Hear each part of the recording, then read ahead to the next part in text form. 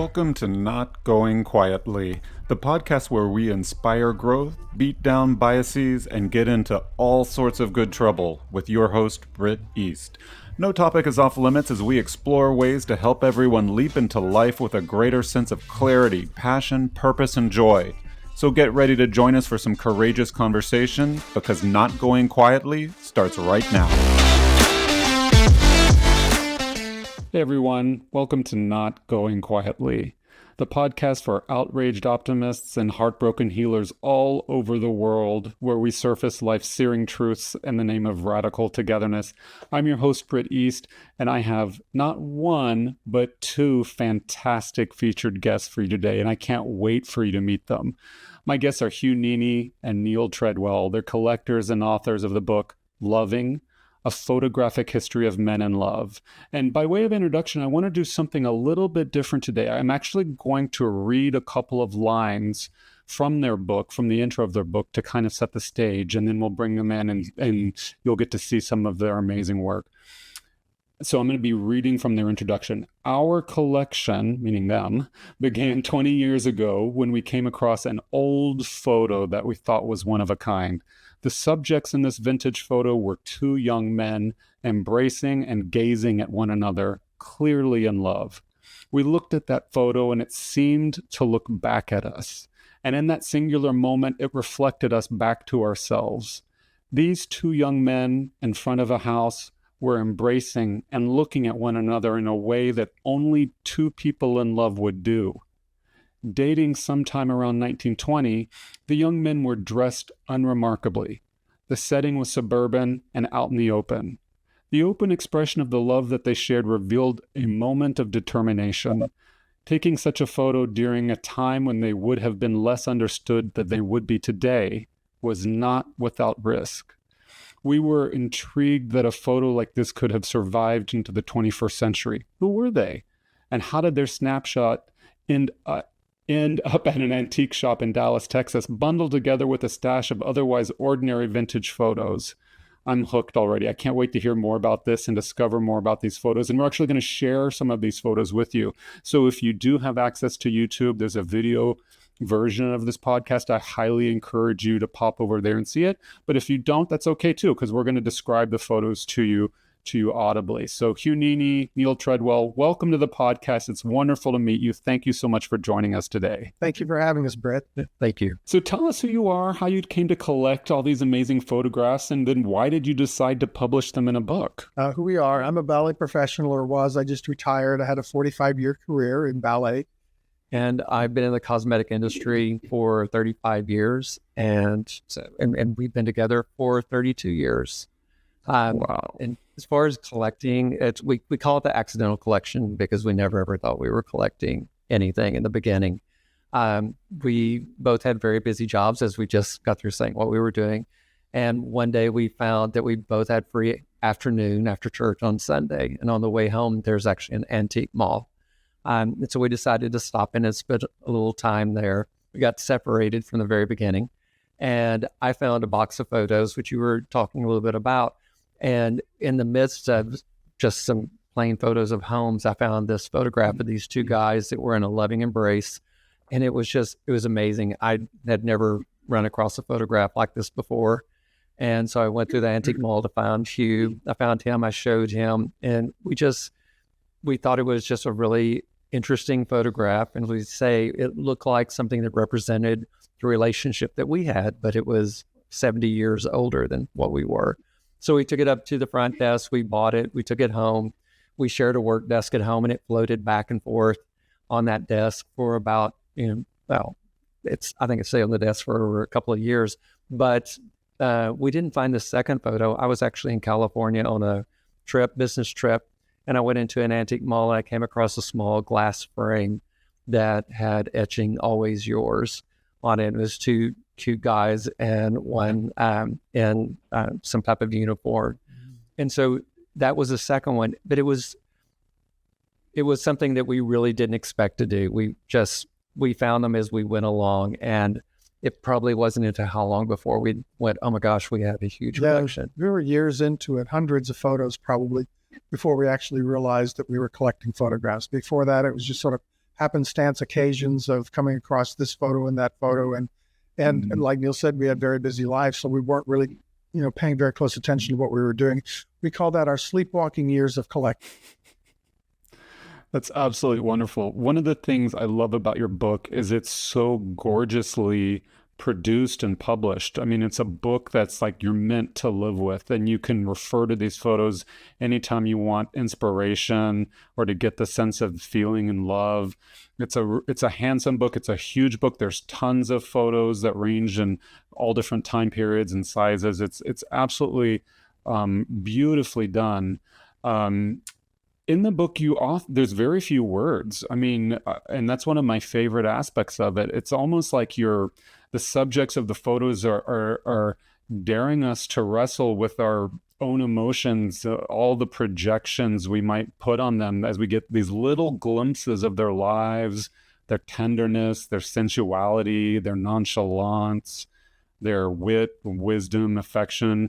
And it's like sometimes they're letting us in on the joke of the shared moment of intimacy, and sometimes they don't. Sometimes it's a little more of the Mona Lisa kind of opaque smile, and we as readers we're like forced to reckon purely with the photography in and of itself. What does it mean to be in love? What does love look like? How do we know love when we see it? What do I feel when I see people in love, especially as a queer person where society is oriented towards our own loneliness? So I guess my question to you guys is, what do you hope your readers will experience when they view these photos? Well, what you just said in terms of the lack of writing in the book, we did write a preface.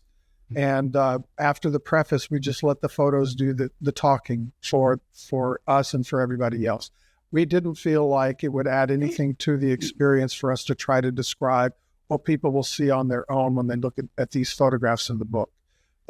They will have their own approach to the photographs, their own personal experiences, life experiences, and that will inform how they see the photographs themselves.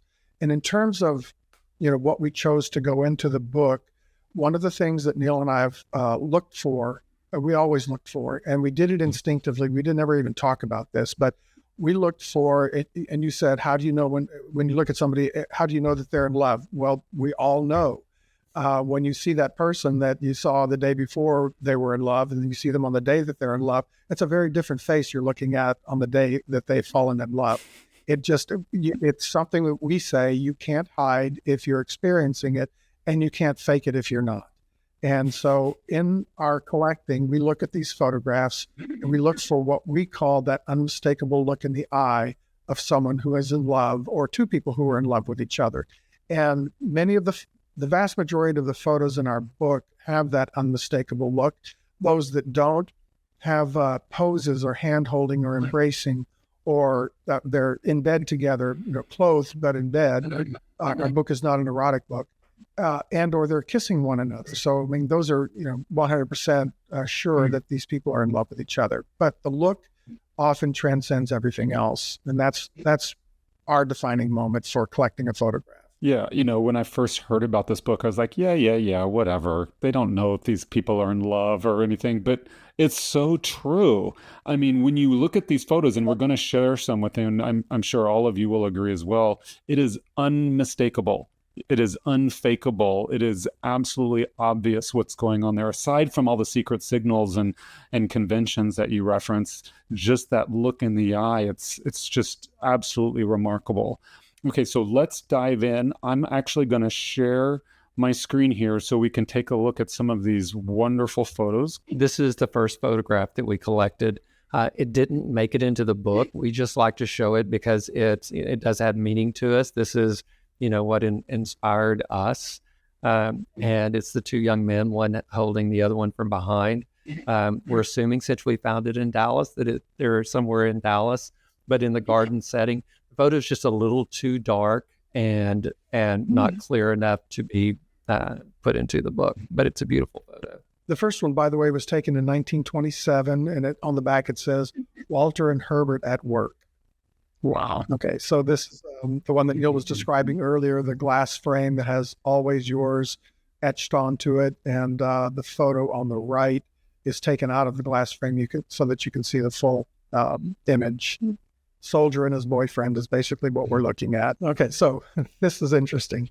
This one is two men taken around 1900, probably 1902 or 3.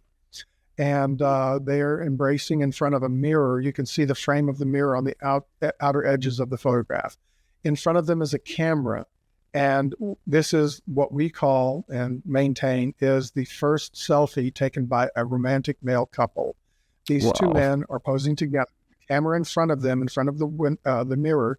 And you can see the man on the left is holding a squeeze ball in his left hand. And when you squeeze that ball, there's a rubber hose attached to the ball and the camera, and the air trips the shutter in the camera, and they can take their own photographs. So selfies are not as new as we think they are. They're actually about 150-something years old. And what was the name of that? Okay, so the man who invented this is Joseph Fares, and this is called the Fares Shutter Tripper. It was patented in 1903. So guys, in your book, you ask the age-old question, which I love, about a tree falling in the woods with no one to hear it. It's like as if we as readers don't witness the love in these photos. Did the love really happen? Are the moments somehow made more real when they're born witness? Does being joined in an experience, even in absentia decades and decades later, does it somehow make that experience more valid or more resonant? What is your thought about that? Seems like you guys wrestled with that question. What conclusions did you come up with? Well, we came to the conclusion that these trees that fell in the forest and nobody heard did make a sound. They did love each other. These couples, they were in love. And the beauty of this book and where we are today in this is simply that these couples who could never narrate their own lives during their lifetime, they were narrated by politicians and clergy and other people that were not friendly to their story, are now being narrated by them. The couples are narrating their lives on their own through these photographs. Here we are. We loved each other. We existed. We mattered to one another. We mattered to the world. And it's long overdue, but the time has arrived. It's beautiful.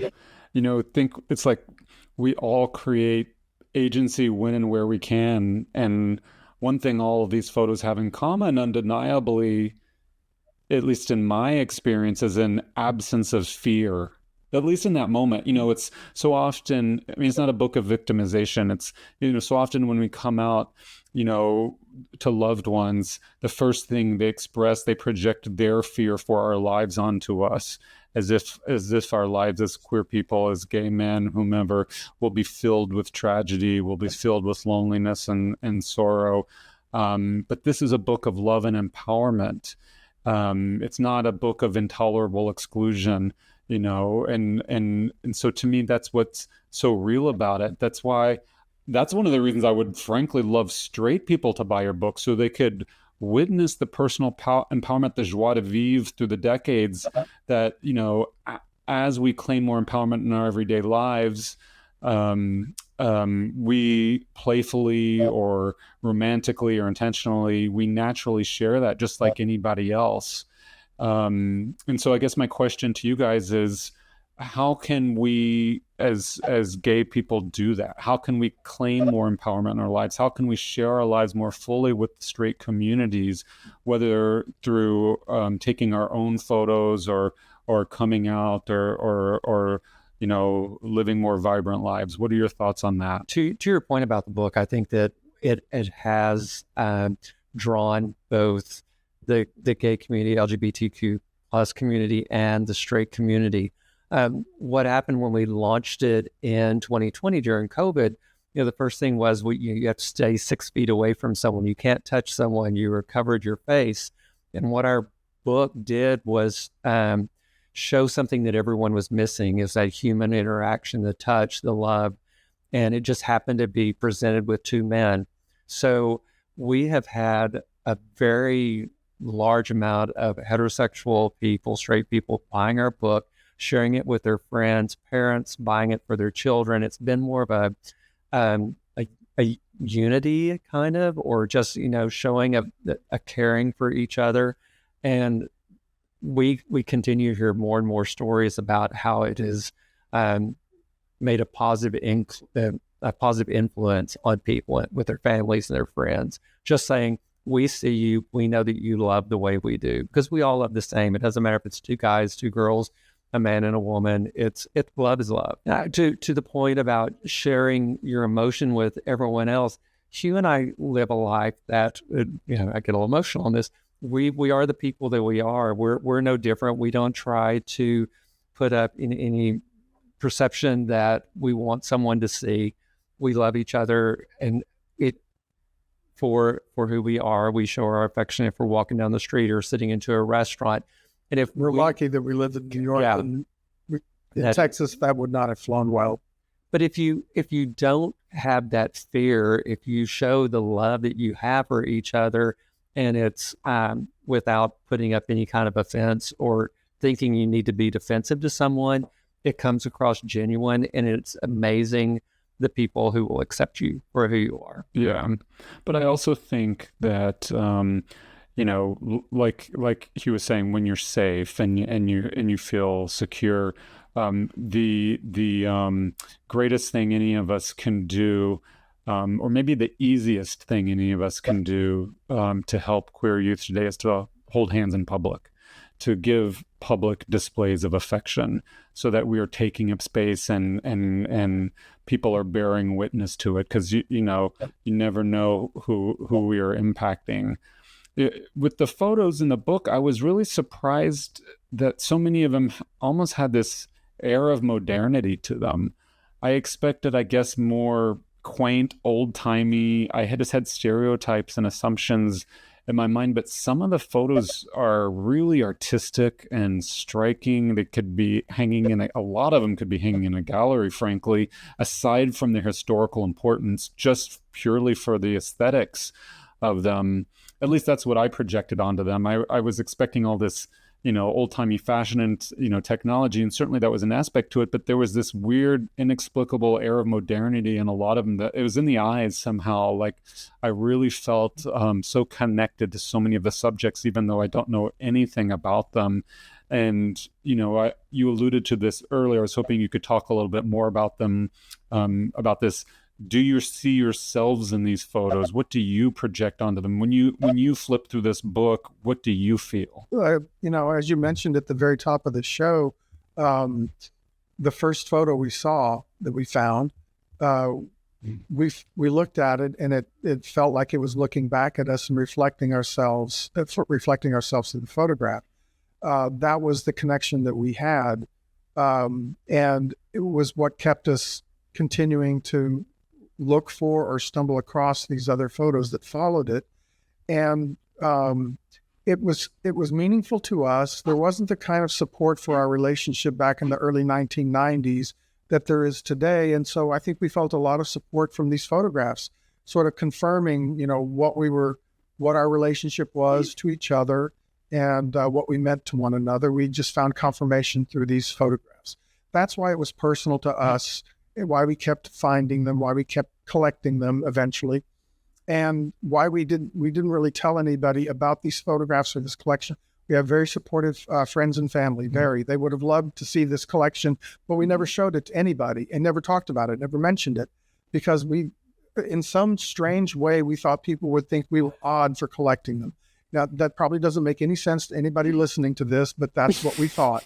And we never actually discussed that with one another, the possibility of sharing it with anybody never came up. It just didn't. And it was about 15 years into the process that we independently surveyed our collection. Neal was out of town. I looked at it. I was teaching late or rehearsing late, and he looked at the collection. And we came together about a week later and said, "Oh my God, this is something substantial. We're not sure what it is," but it didn't feel like it could any longer stay just between the two of us. We had to find a way to share it with another 3 people that might be interested in it. It turned out to be a lot more than 3. Yeah. Judging by the response the book has gotten, it's obviously you've really hit on I don't want to say a nerve, but like a heart space that was really yearning to feel connection. And I love the way that you talked about coming out of COVID and that lack of physical connection that so many of us had, the epidemic of loneliness that gay men in particular are experiencing, still experiencing. The book is incredibly touching. Would you describe a little bit more about some of the patterns, the secret signals, the common poses people used to communicate their love in photographs back when it was illegal to be queer? While you're looking at this, so at one point we had a backlog of photographs that needed to be cataloged, and it was probably about 100 of them.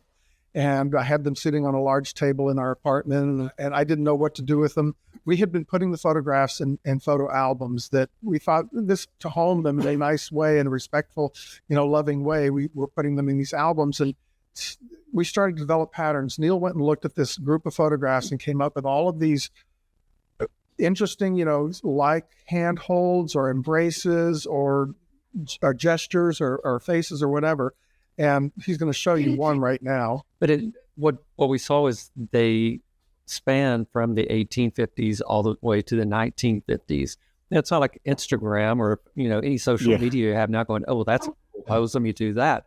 It was just something that was organic that these people were doing. But one thing that we were really surprised about, I'm going to hold up the book on this 2-page spread here so that everyone can see. We started finding a lot of photographs with two men under umbrellas. And it's, we came to the realization, because I think the earliest one was around 1860, and then it went up into around the 19 teens. And 1920s. Yeah. Before the rainbow or anything that, signified that, gay or in love. And it's two men affectionately under an umbrella. And so we kind of felt like that it shows a protection or showing that they are a couple because of how they are very affectionate to each other under an umbrella. And did you want to say? And then there's some that are, so they also had friends with them as well. And this one's really cute. It has the two ladies with them, which this goes to another point, is that we actually had have showed that people had friends. They had allies, whether it was family, it was friends, or a gay photographer or someone. It wasn't as bad as we think it was back then. And it's not as good as we think it is today either. So to your point, the world has not always been so saturated in photography. Now that, with smartphones, it's just like, it's democratized the art, which is really cool. But, before the advent of this technology, it was a lot more of a production to capture and develop a photographic image than today is.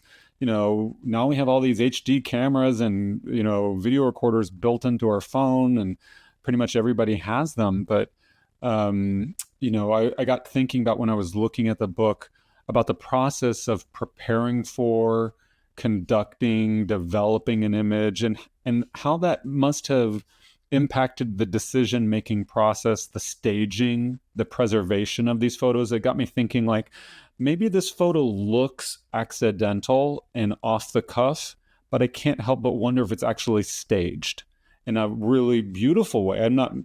Don't mean that in a pejorative way. I just mean, like, it's fascinating. We don't know maybe what's happening on the other side of the camera from the photographer's point of view.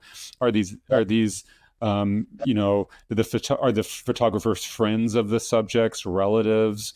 Is it a professional relationship? It probably varies widely from photo to photo. I don't know. What were your guys' thoughts on the possibilities, the potential for, having gone through a highly prescriptive staging process versus taking photos on the fly? Well, just to back up a little bit, prior to the invention of photography, you had to capture the eye of an artist or be paid to paint someone's portrait. Good point. Which is not democratic. Photography sort of democratized that process in a way that our camera phones democratize even further. But in terms of who was taking the photographs and what was that experience like, they are posed because you had a limited number of photos you could take. You couldn't take 100 and then decide on which 2 of the 100 that you thought were good. You had to make it work. And so, yeah, the subjects oftentimes are posed, especially in the earliest part of photography. They're very posed. But in terms of, being able to do this on your own without a cell phone, as we pointed out earlier with that, with the first selfie of a gay romantic couple, you could do that as early as 1903. And people had their own cameras around that same time. And so they were able to do that on their own. They would have to go through a developer. But then you get into, I don't know when the photo booth started. We're not sure. But when photo booth was introduced, you didn't need a photographer. You didn't need a developer. All you needed was your 2 cells, and you just step inside, you take the photographs, and nobody knows anything for the wiser. There's no negatives. The strip comes out of the print, or who knows where the negatives are, if there were any negatives in those machines. But, so there's more democracy in the early years of photography than it appears. But if that's a great point. If you go back into the the 1850s to up into 1900s, it's the tin type. So that was something that was one shot. There was a piece of tin that was coated with chemicals. It was in a box. They lifted up the top drawer, whatever you want to call it, for a few seconds, and then slid it back down, went back into a dark room to have it processed, and then they handed a piece of paper, they handed the tin to the customer, and there's no negative. So it's the only thing, it's a one of a kind. And that was the Polaroid of photography back in the 1850s to the 1870s, 1880s. It was actually cheaper to do that than to have something printed on paper. That's so cool. I'd never heard of that. That's really amazing. I love that you referenced the photo booths, because it took me back to memories of, like, back in the day, lots of gay bars had these photo booths in them for obvious reasons, because that was our chance to participate in photography without punishment. I never saw one, but I probably should have seen one. He's seen mine. I have stacks. But... Are you guys still adding photos to your collection? Oh, yeah. So when we published the book, we had 2,700 in the collection. Since then, we've accumulated quite a few more. We're over 4,000 now. Wow. That's incredible. What an amazing service that you're doing, that I'm so glad and grateful they're ending up in your expert hands so you can be stewards of them and take care of them. They're not lost forever. That's absolutely amazing. Who would have thought? I mean, we had literally had no idea what we were doing for the longest period of time. When we came up with the thought, it wasn't even an idea, it was just a thought of having a book. We didn't know how to do a book. We didn't know anything about that process, and we learned a lot. It took us about probably 4 or 5 years to get from the thought stage to the actual here's a book stage. So it wasn't quick, but all the publishers we talked to, and they're the biggest names in the publishing business, they were all interested in doing this book. We went with our publisher in Milan because a fun fact before I talk about our publisher, everybody who helped produce this book is heterosexual. We're the only 2 gay people involved. The publisher, Eric Gazelles, is heterosexual. All of his staff is, and the color separator scanner, straight guy. Jean Doyen, the designer for the book, heterosexual as well. There was no learning curve for them. They saw the photographs, they saw the potential, they saw the message of what we titled the book Loving. We're amazed that it survived all the way to publication, but they got it immediately. It wasn't there, we didn't need nothing. It didn't require any explanation to them. They understood the message of the book. It's not about sexuality. It is about the human emotion of love that we all share and experience in equal measures the same way. And so there was, in terms of its broad outreach, it reaches everything and everybody. And I forgot what I was leading up to, but anyway, for what it's worth, those are a few comments. No, that's wonderful, because I had the same reaction. Like I said previously, I was like, oh yeah, whatever. And, typical, I work in marketing in my day job, so typical, like jaded marketer, whatever. And then as soon as you see the photos, there's something electric about the book. There's a vibe to it that is just, I think it's because it's the condensing of all this love into one space, frankly. And so when you see the photos, I mean, there's just this electricity behind the eyes, regardless of the expression, whether it's euphoric or mischievous or wise or mysterious. That, you know, there's just something that's, you say it perfectly in the introduction. There's just something undeniable and unmistakable. So do you have a vision for like the next phase? Do you envision doing more books or maybe a museum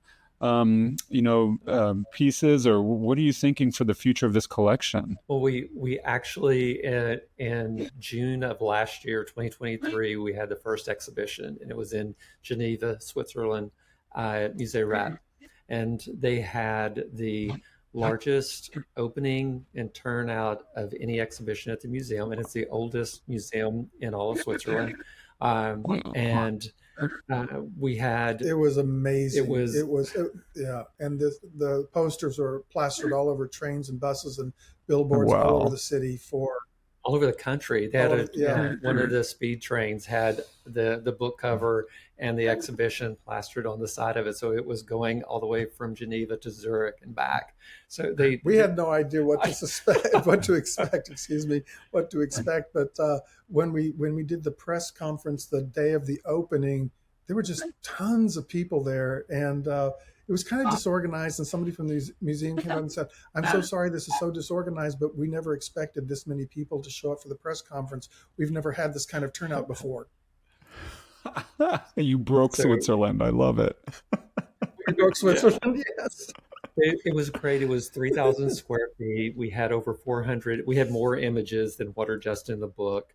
And so it gave people the time to see what actually the size of the photographs, because some of the photographs may be a full page in the book, but they may only be an inch square, very tiny. And so to see what has survived for over 150 years, and wondering what happened in that 150 years, how many hands did it go through? Was it with the same family the whole time? You have to wonder, what was not only the experience, the two people in the photograph, what they experienced, but what did the photograph, what journey did it take to find its way to us so that we could share these photographs with the world?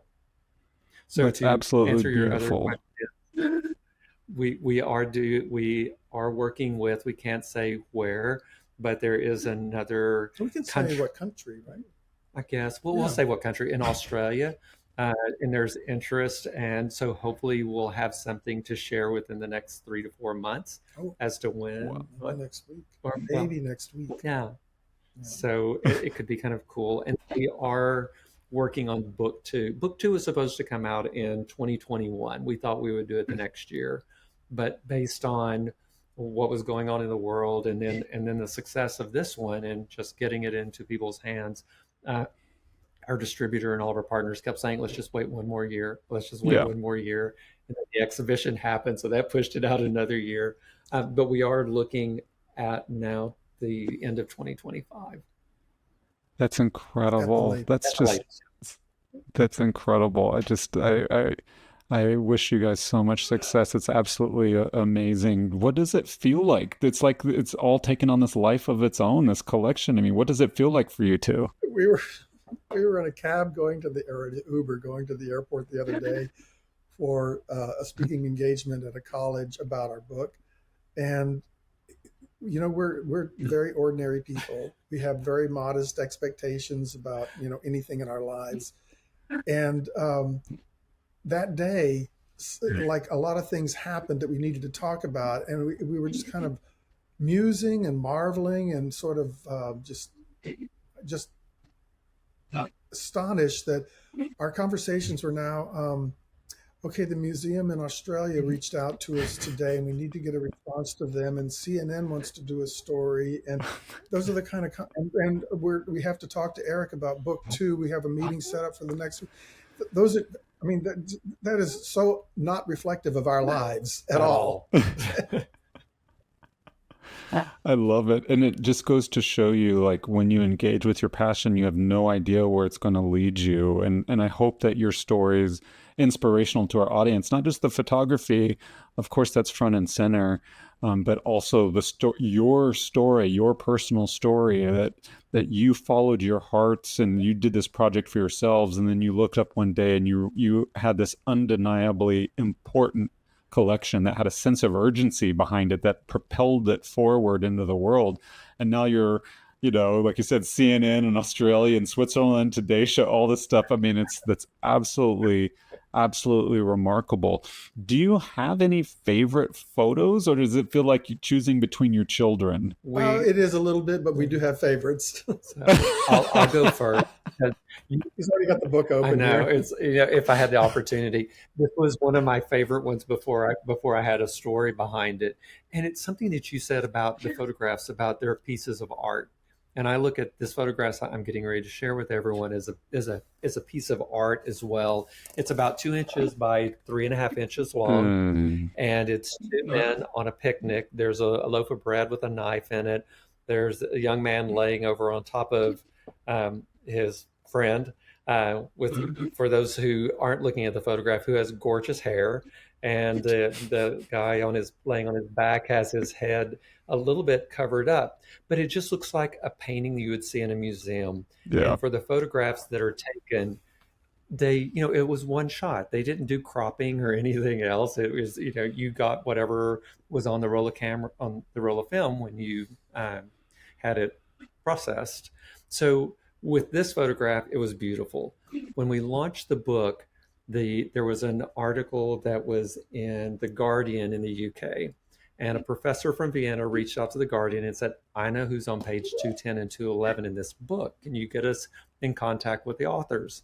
They reached out to us. We said yes. We had a conversation with him, and he said, the two guys are Duncan Grant and Rupert Brooke. Rupert Brooke was a famous poet from the 1910s, 1920s. That's incredible. From the UK.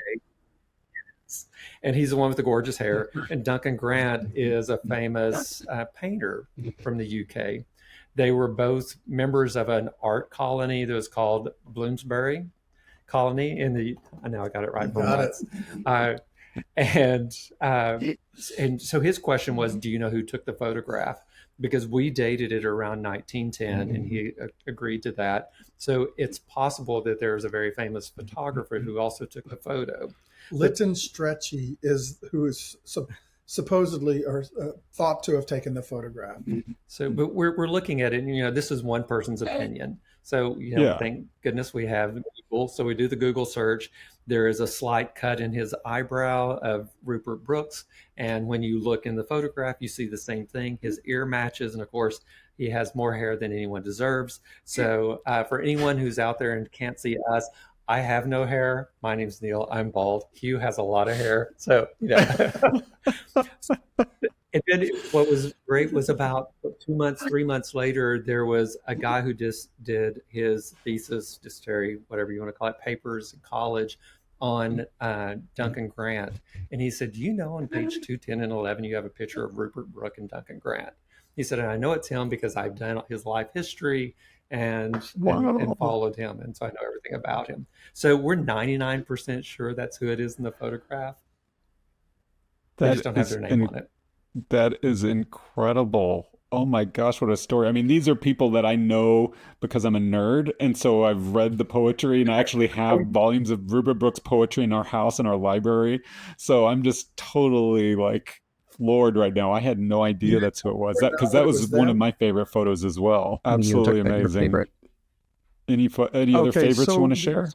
This is sort of mine. We actually both like both of these photos a lot. So, but this is a photograph from a photo strip taken around 1900, and it's two young men who are a couple, and they're holding up a sign that says "Not married but willing to be."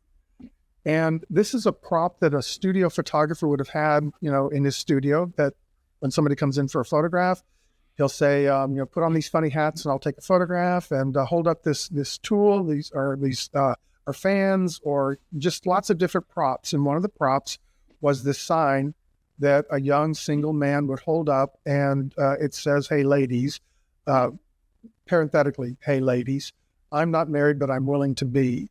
And this young couple saw the sign and had the self-awareness to imagine themselves as that kind of a couple, a married couple.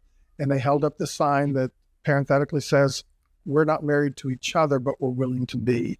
And so this is 100 and something years before this is even much of a conversation, much less a reality in our modern world, where couples like Neal and I can get married and other couples like us can get married.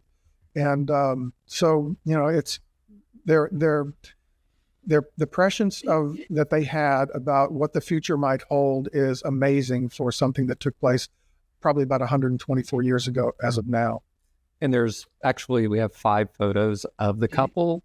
And so 2 of them are in the book, and one of them, they're under an umbrella. Their fingers are locked in on the stem of the umbrella, and they're gazing into each other's eyes. And the other 2 are just as sweet. And then there's one that's just them looking straight on, but it tells the story. So, people go, "Oh no, that's just a sign holding up wanting to marry women." But when you see the full strength of all the photographs, it's unmistakable. It's absolutely undeniable. I will attest to that as well. Well, Hugh and Neal, it's just been such a pleasure to talk with you. We're going to put links to everything in the show notes, so audience, you don't have to jot anything down. The URL for their website is loving1000.org, but like I said, we will put everything in the show notes so you can get all of their socials and stay in touch with them. I encourage all of you to check out this book. It is absolutely phenomenal. It's on my coffee table. I've been living it with it now for several months, and just enjoying it with my husband and just marveling at the absolutely exquisite photography. It's such a handsome, thick book that is, the photos are sumptuous and absolutely wonderful. It's such a gift that you've given to the queer community, to the straight community, really to all of us. And I'm just so happy to have had the chance to talk with you both today. Thank you so much. You've been listening to Not Going Quietly with your host, Britt East. Thanks so much for joining us on this wild ride as we explore ways to help everyone leap into life with a greater sense of clarity, passion, purpose, and joy. Check out our show notes for links, additional information, and episodes located on your favorite podcast platform.